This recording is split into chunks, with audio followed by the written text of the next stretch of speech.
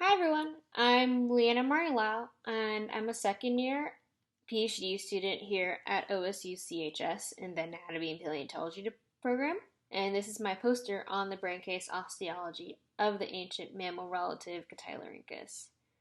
So synapsids are a group of amniotes that first appeared approximately 300 million years ago and include ancient mammal relatives and the mammals present today.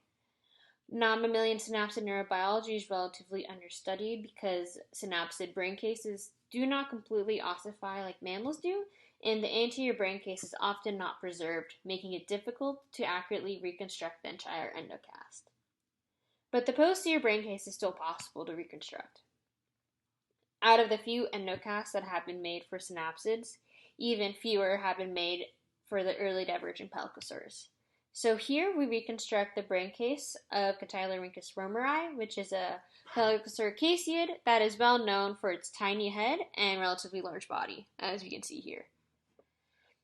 So we CT scanned a complete skull of Cotylorhynchus from the Sam Noble Museum, and using those scans, we created 3D reconstructions of the brain case osteology by manually segmenting the brain case into visolight.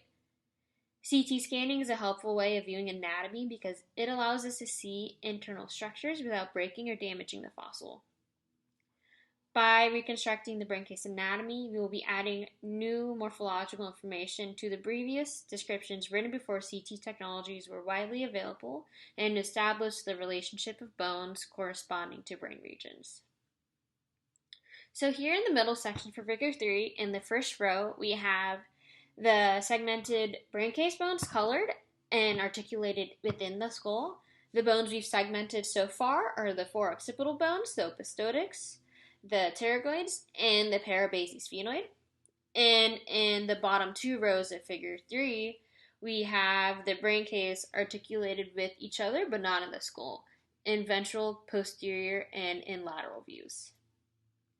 And then in figure 4, we have the parabasisphenoid isolated. So you can see that unique flared shape of it, and then the long culture-form teeth-bearing process that's attached to it. So previous descriptions of Cotylorhynchus and Cassia, which is a smaller caseid, have described the occiput as having a flat, broad shape that slopes posteriorly, and the specimen supports that.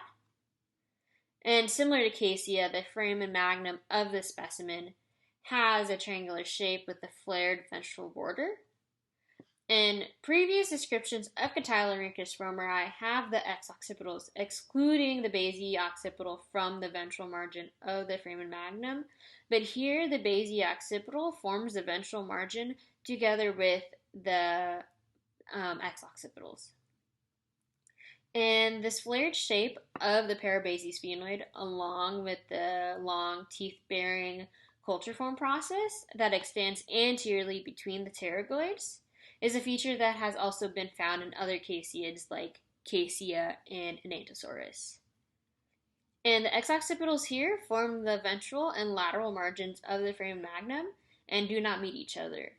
In contrast to another caseid, Anantosaurus, in which the x-occipitals nearly meet each other in the dorsal midline and almost exclude the supraoccipital.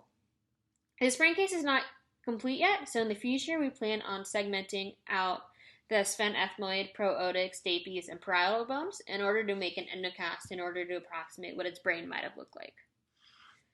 Through reconstructing the brain case of Cotylorhynchus, we will estimate the morphology of lost soft tissues of the brain to gain insight into its aspects of paleobiology like balance, audition, social behaviors, and communications, and we will be adding to the knowledge of pelycosaurian brain case anatomy and endocast, providing foundational data for investigating the evolution of non-mammalian synapsid and mammalian neuroanatomy.